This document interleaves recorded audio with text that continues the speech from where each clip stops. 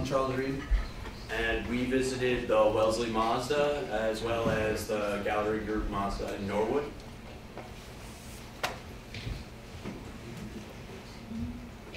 We have that? No, sir.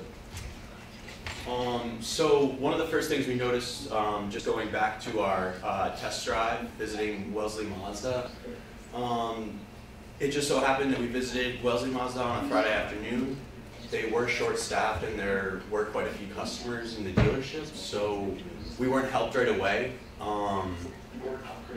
But having to wait, we kind of got the chance to, I guess, consider how we were spending our time in the dealership, and what we decided after the test drive was that the most important thing was really putting the keys in the hands of the customer as soon as possible, as soon as they walk in the dealership. One thing to note is when we got there, we were sitting down for about 45 minutes waiting for a salesperson to talk with us, and when the salesman came out, he brought an iPad with him, placed it down, and then he started the needs discovery phase, so asking us, what type of car are you interested in, what features are you interested in, and was writing this down on a piece of paper while the iPad was sitting right there. And he actually didn't even integrate the iPad in the sales process at all until it got time for him to go back and talk with the sales manager and get the test vehicle when we asked what is that iPad used for, and then we played around with it. But it was interesting to see kind of the implementation issues with our experience. Especially in the comparison after Charles visited Honda. I went to Honda of Commonwealth, and my experience was a little bit different. I was actually greeted as soon as I came in, but I was not offered a test drive, which was, I didn't ask for one either because I was there just for the mystery shopper. But it's a huge turn. Like, I really would have liked to have been asked for a test drive, but it was something that they were lacking from their part.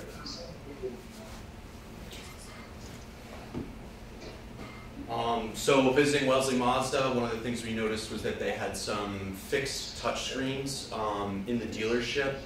These weren't actually on, but having some time before we took our test drive, we were kind of interested in what technology they had within the dealership. Since they were off, it was one of our first questions, why are the touchscreens off? Finding out that they just really didn't serve the purpose that they were installed to meet. We kind of saw the fixed positioning as a problem and something that the iPad's trying to solve. But we didn't see the iPads necessarily being mobile within the sales experience. So rather than trying to fix this problem by adding like a kiosk for the iPads or touchscreen displays or any kind of like interactive technology, we thought that it would be a lot better to really just take the iPad and hand it to the customer, let them play with it, take it where they want, and kind of be able to use it while they're exploring the dealership rather than just in one place looking at one car. Yeah, so going into our the interview phase, a big point, like he just said, is putting the app in the hands of the customer, which is something when we were interviewing the sales managers and sales consultants, they agreed that the customer should be the one who gets to play around, build their vehicle. It should really be in the hands of the customer. So one idea we have is you walk into a dealership, there should be iPads sitting out in a stand that the customer could take and immediately start using. I know a big part of using the iPad is to fill in gaps in the sales process. So, for example, when we first got in, we're waiting around for 45 minutes. What if we walked in and there was an iPad we could grab right there and start looking at vehicles we were interested in, comparing vehicles, exploring the app? So having the app in the hands of the customer is going to be very valuable for the app experience. Very similar to something that Stop and Shop has implemented. When you walk into a Stop and Shop, they don't have people waiting there to welcome you, but you can pick up a handheld scanner to walk around and shop. I don't think anybody's going to be choosing multiple Mazdas to purchase, but I mean, if they did, that'd be great. Either way, though, it's still creating that kind of interactive experience where the customer isn't shopping in their usual routine or using a routine that they would expect. So, I guess like the biggest problem was that the table in the picture is where we were sitting, but we didn't have the information that we really needed. Just kind of waiting for somebody to help us. We thought that like the iPad would be really, really useful. It would just be, it would fill the gap of just the wait time. And when we entered, there weren't any iPads to be seen anywhere. Especially like when we did our interview with the sales manager at the Gallery Mazda, we asked him, do you use the iPads here? And they said, yeah, of course we do. We use them all the time. And he actually turned around to the cabinet behind him and had to open the cabinet to take them out. We didn't think that was necessarily like the most effective storage for them, especially because the customer's not going to be going behind the counter to take them out of the closet. Anything that we can do to kind of just get it to the customer quicker we think would be highly beneficial. Yeah, I mean, the app has so much great information for the customers. It's just a matter of putting it in the hands of the customers. And when we got there, usually what happens, I find, is the salesperson has the iPad and they get your vehicle and then they show it to you, and it's like they're doing all the work on the iPad versus like the customer exploring the app, etc. Which I think it would be better value for the customer if the customer is playing around with the app rather than the salesman doing something on the iPad, showing it over to the customer. One specific thing about the general manager that we interviewed was that when he went back to the cabinet, he brought like 3 or 4 iPads that he had behind him. And we started asking him about the iPad. And as a general manager, he did not know a lot about the app, which was kind of weird because if you're the general manager, you should know a little bit more about the app. And he was actually, we started asking him as if we didn't have any experience with the app. And he was telling us all that the app had and all that. And when we called on a salesperson that actually had experience with the app, he was like, no, we don't have that. He was actually teaching the general manager about the app, which was something strange. And also about what he was talking about, how he had the app on his phone. But as we remembered, the app is not available for the phone. And he was actually using another app, which was something that needs to be taken into consideration. I guess like the biggest problem at the end of the day was that he claimed to have been using the app all the time, but he clearly hadn't really used it. He told us that, for example, you could build your Mazda completely custom from scratch on the app, which was a feature that we knew you couldn't do. He told us that the app had like full financing built in so that it would kind of help that negotiating process within the sales process. But when we asked him, like show us those features and kind of let us get a better feel for the app, he couldn't find the financing part.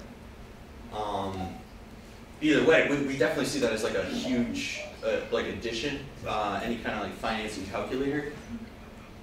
But they should definitely know that that's not a feature that's currently there.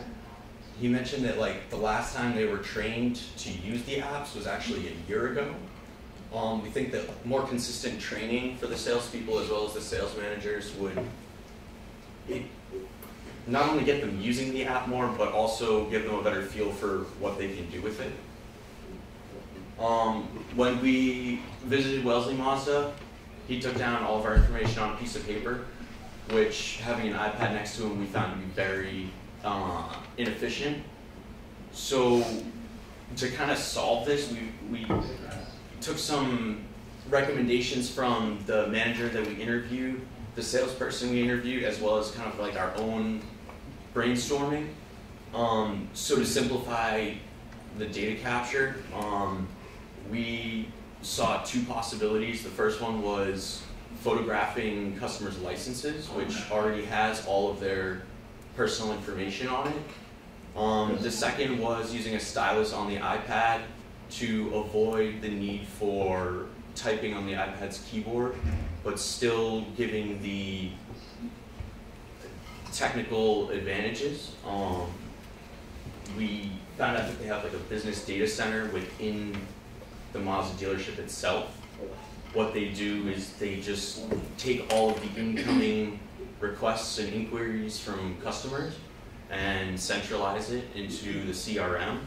So using a stylus to copy down notes and personal information about the customer, the business development center could then take that and convert it into the dealership CRM system. Yeah, I feel like this would be a better integration of the iPad in the sales process. One of the biggest complaints about the iPad app was that connectivity isn't perfect, meaning that when the salespeople are walking through the dealership, possibly outside into the lot, that the internet drops and they lose connectivity and the availability of the data in the app.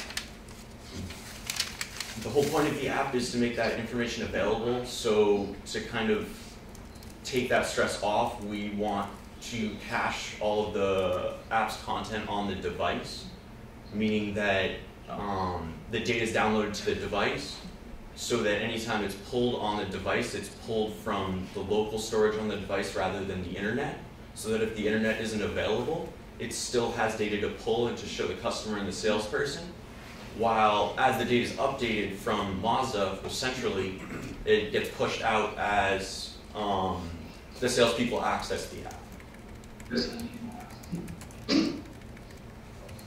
One thing that they also said was that they wanted to see more outside third-party data on the app for customers, not just Mazda's word. They wanted to see like Consumer Report, magazine articles, a actual comparing of Mazda with other cars from outside sources, not just, they thought it would be, customers see it as a little bit biased that Mazda's giving all the information, not a third party. And that's...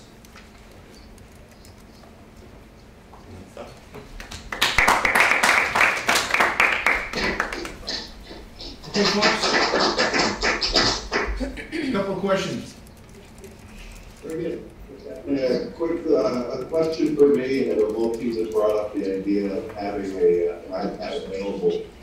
So in the case of like Bill's store where you saw the big screens, but they weren't on, if those had been iPads, would you as customers also been okay if they were not fully mobile? And by that, I'm thinking when you go to like an Apple store, you know, they have hundreds of thousands of dollars of equipment laying around for individuals to use, but they are in a pretty confined, call it locked space. And as a dealer, I would be concerned about having an iPad that's truly mobile that a sales consultant doesn't have some control over in the process.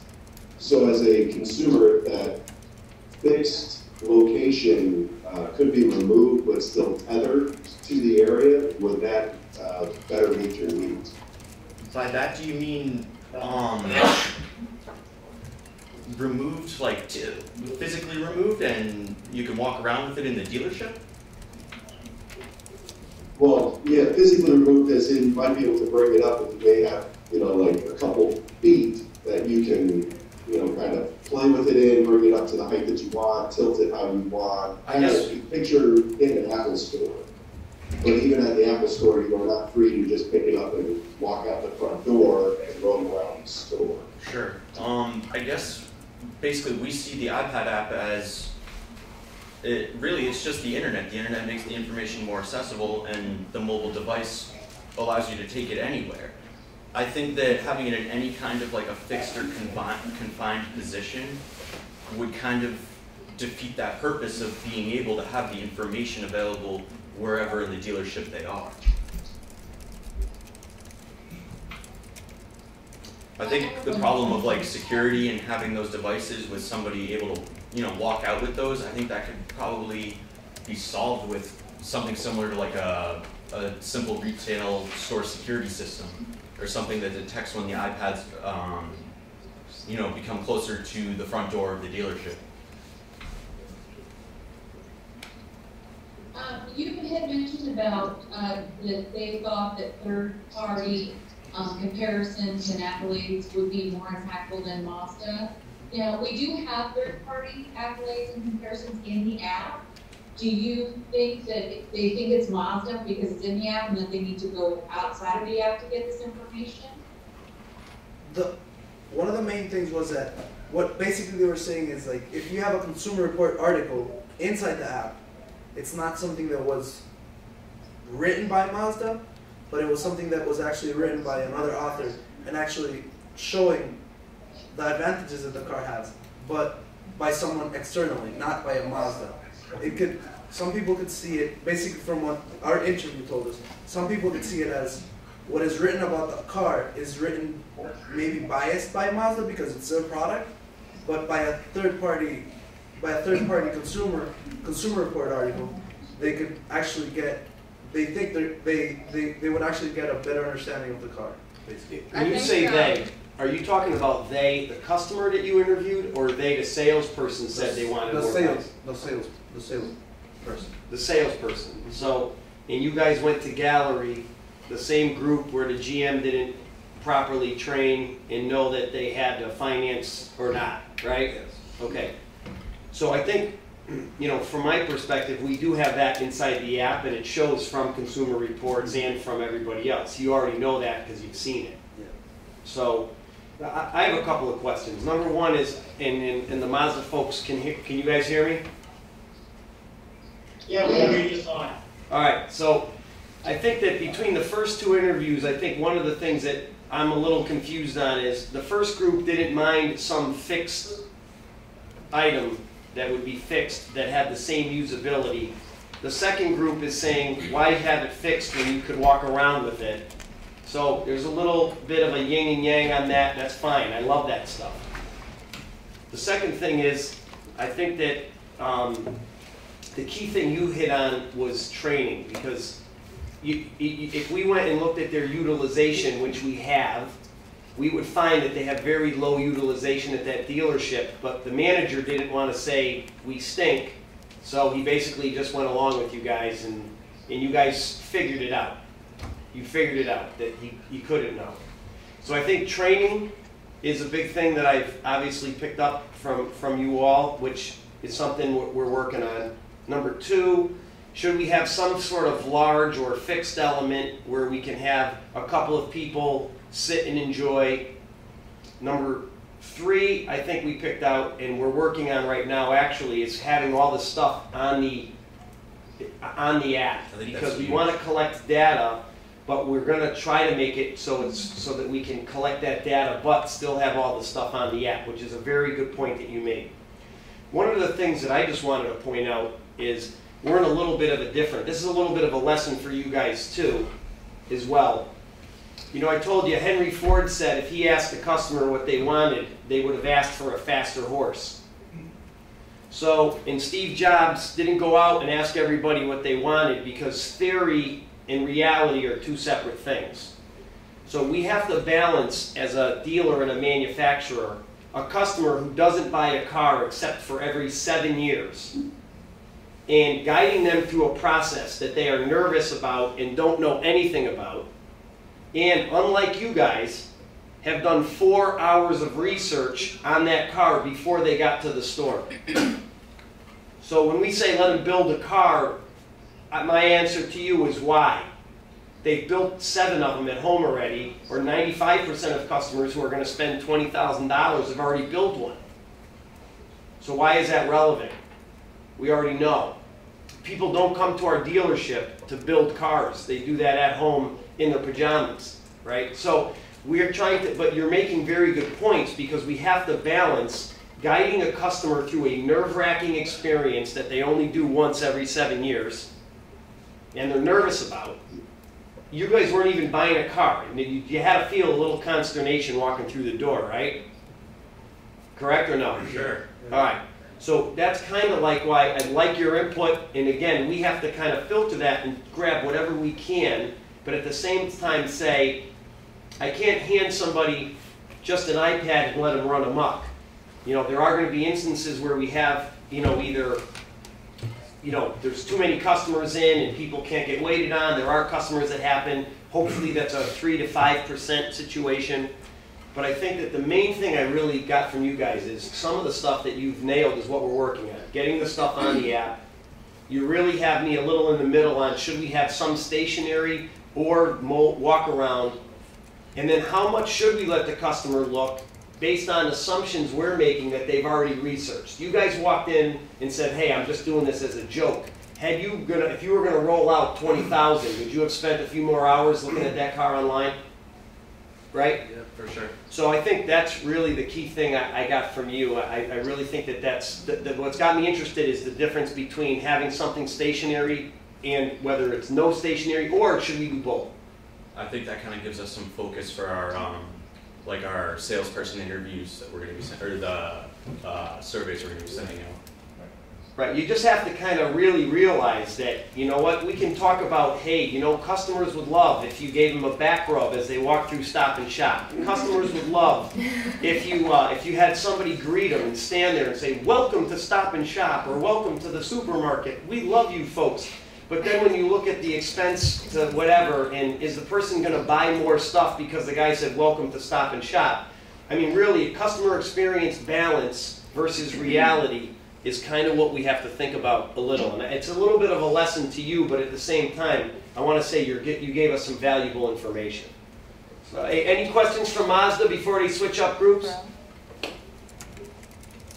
You know, I think that was good stuff. I mean, the same takeaways, you know, very interesting to see that, you know, I mean, the contrast between teams and then also learning the collection of the information. We like that kind of that unusual exchange between having a portion on paper and then another portion on the iPad. So no questions for me, but just general comments. So thanks a lot, team. Really appreciate it. Cool, thank you. Okay.